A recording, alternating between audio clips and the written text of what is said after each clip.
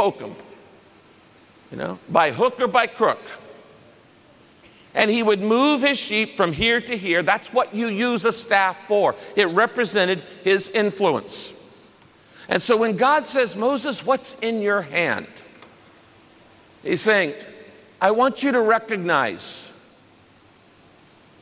your identity, who you are, your income, what you have, and your influence, what you're doing with it.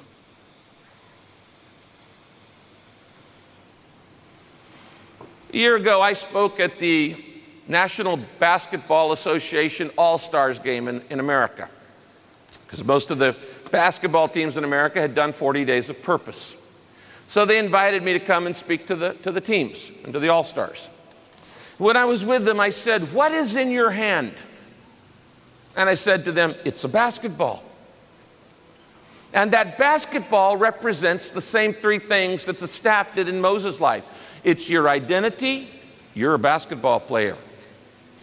It's your income, you make your living playing basketball. And it's your influence. The rest of your life, you'll be a basketball player. You won't play all your life, you only play for 5 or 6 years, but the rest of your life. The reason I know this is my brother played American football, actually was on a football team, didn't play it, with the 49ers, and my brother has 4 Super Bowl rings. It's been 20 years since he's been with the 49ers, but he still wears the Super Bowl rings.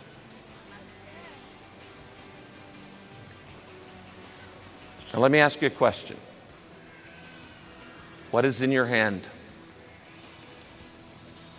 What is in your hand?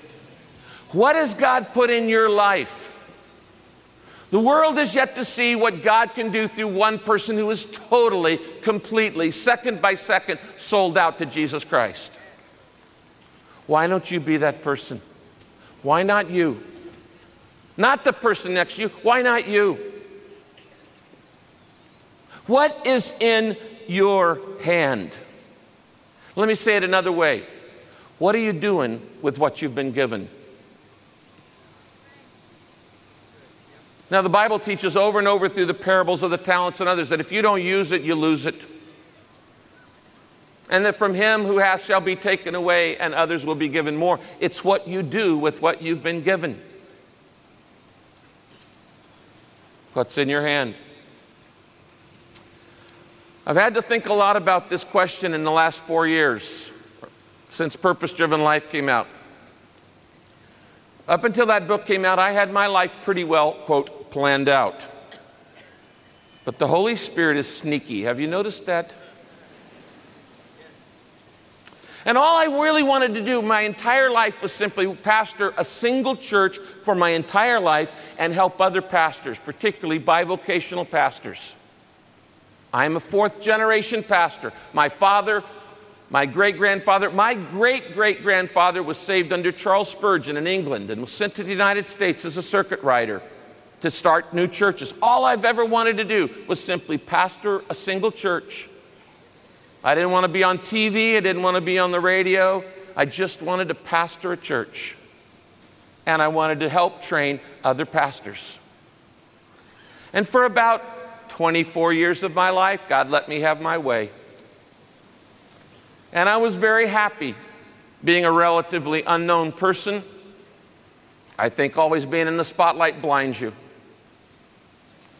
And a lot of guys start off as servants and end up as celebrities. And they start reading their own press releases, and it warps your character. And so all I wanted to do was just start a church. And so in 1980, my wife and I, at 25 years of age, moved from Texas to Southern California to start a new church with no members, no building, no money, nothing. We actually arrived at 4 o'clock in the afternoon in Southern California, and right in the middle of rush hour traffic in LA, and there were these millions of cars flying around. And you got to understand, I'm a country boy. I was actually raised in a little town of less than 500 people.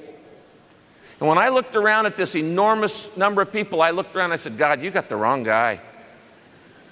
What am I doing here? We pulled off the off-ramp of the freeway and pulled into the first real estate office I could find, and I walked in. It was a total move on faith. We didn't even have money for a motel the first night we got there. We were going to sleep in the U-Haul truck we had rented. And I walked into a real estate office, and I walked in and I said, "Hi, my name's Rick Warren. I'm here to start a new church. I'm 25 years old. I don't have any members. I don't have any building. In fact, I don't have any money, and I need a place to live." He just started laughing. The guy's name was Don Dale. Where God guides, God provides. Don't ever be afraid to go out on a limb, because that's where the fruit is. He said, "Well, let's see what we can do." So we got in his car and we started going. We found this first little tiny apartment. I said, "We'll take it." And somehow he got us the first month rent-free and nothing down, and that man became the first member of my church.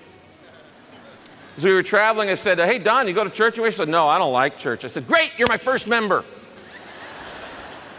So we started a week later in my home with my wife and I and our little girl, and Don and his wife and his little girl, and one other person.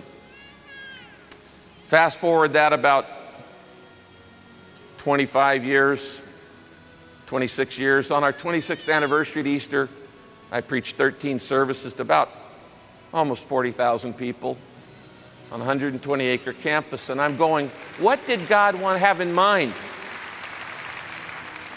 I tell you that not to impress you, but just to say, my entire life, I've just been in awe of Jesus Christ. Do you know what? God uses ordinary people. If God only used perfect people, what would get done? Nothing! Because there are no perfect people. If you didn't sin today, there's a word for you: liar. And so I was very happy just pastoring my church and watching it grow. I've now watched an entire generation grow up at Saddleback Church. When I started that church, my daughter, Amy, my oldest, was 4 months old. She's now married and has a grandchild. I have a grandchild. I have 2 of them. And I've watched an entire generation grow up and watched them take their first steps and watched them go into preschool and grade school and watch them get their knees bruised and then go into junior high and high school and get their hearts broken and go to their first dance and get pimples and then go off to school and college and university and come back and get married and start their own family. And I love that. Alvin Toffler, in his book Future Shock, says that when the world is in constant change, they need islands of stability. People need something that doesn't change. Oh, just this old Pastor Rick, he's been there 50 years. And I love that. And that's really was my desire, just to shepherd a group of people and then to train others.